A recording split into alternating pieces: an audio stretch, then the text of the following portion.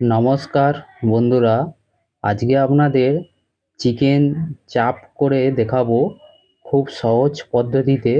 এই পদ্ধতিতে আপনারা অবশ্যই একবার বাড়িতে বানিয়ে করে খেয়ে দেখতে পারেন।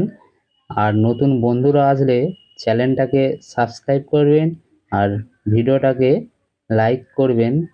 চলুন, এখানে আমি 1 কেজি চিকেন নিয়েছি। এই চিকেনটাকে আমি কিছুক্ষণ আমি নুন মাখিয়ে রেখে দেবো। এখানে আমি 1 চামচ নুন ব্যবহার করছি। এই নুনটাকে ভালো করে মাখিয়ে প্রায় আধা ঘন্টা আমি রেখে দেবো। এই পদ্ধতিতে আপনারা একবার বাড়িতে তৈরি করে দেখতে পারেন। আমি চিকেনটা নিয়েছি, চামড়া সহ চিকেন আছে আজকে।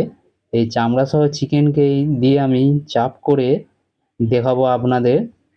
চলুন, নুন মাখানো হয়ে গেছে, আমি রেখে দিচ্ছি আধা ঘন্টা। এখানে আমি রিফাইন তেল ব্যবহার করছি।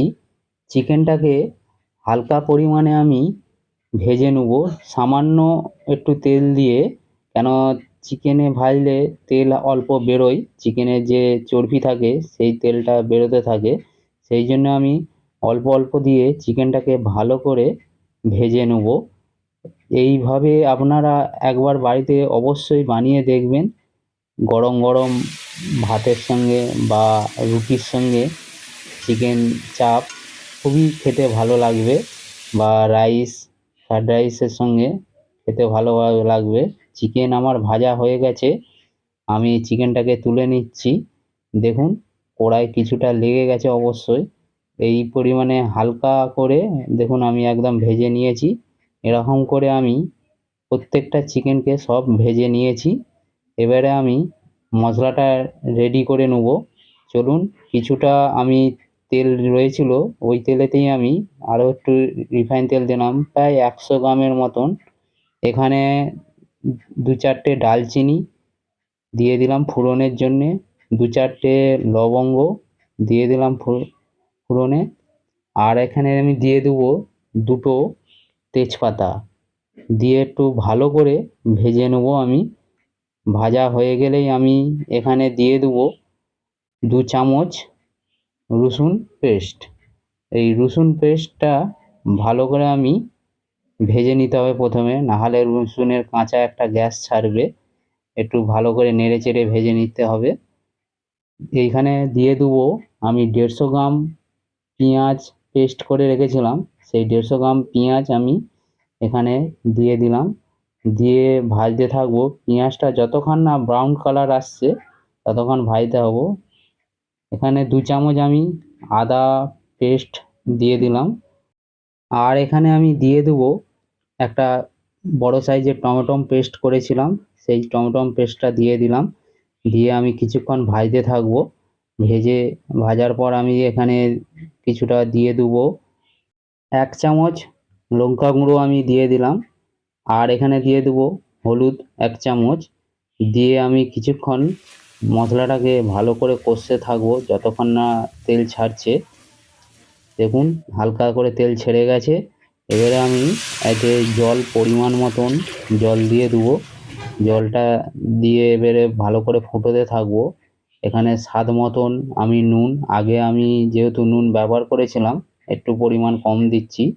আর গরম মশলা গুঁড়ো 1 চা চামচ দিয়ে ভালো করে দেখুন ঝোলটা ফুটে গেছে। এবারে আমি চিকেনটাকে এখানে দিয়ে দেবো।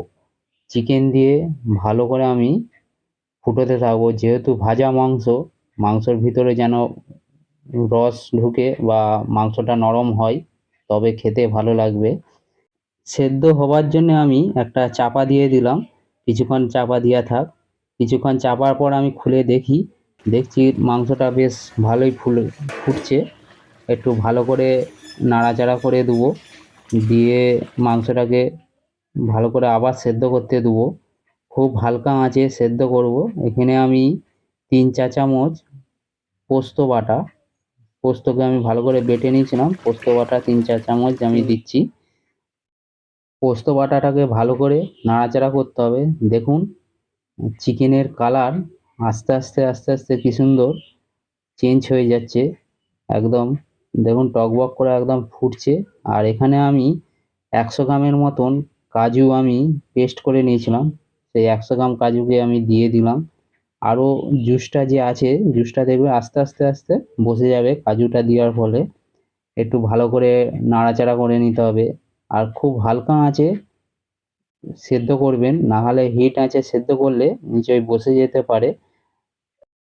এইভাবে আপনারা বাড়িতে কোনো অতিথি আপ্যায়ন করতে পারেন। আমি সেদ্ধ করার জন্যে এখানে আমি একটা ঢাকা দিয়ে দেবো, হালকা আঁচে ঢাকা দিয়ে দিলাম। কিছুক্ষণ ঢাকা দেওয়া হয়ে গেছে, আমি খুলে দেখছি, দেখুন কি সুন্দর ফুটছে, আর হচ্ছে তেল ছেড়ে দিয়েছে একদম, দেখুন বসে গেছে একদম।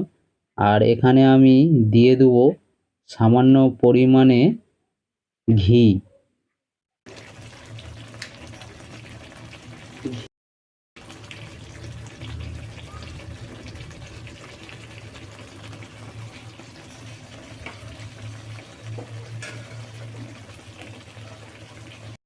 আর আমি এখানে দিয়ে দেবো 2 চামচ গোলাপ জল। আপনারা এইটা ব্যবহার করতে পারেন, নাও পারেন, কোনো অসুবিধে নেই। চিকেন চাপে একটু গোলাপ জল দিতে হয়, তবে একটা সেন্ট আছে আলাদা ভাব। আমি 2 চামচ গোলাপ জল এখানে দিয়েছি, আপনারা দেখে দিবেন। দেখুন চিকেন চাপ হয়ে গেছে। রেসিপিটা পরের ভিডিও দেখা হবে। বন্ধুরা সব ভালো থাকবেন।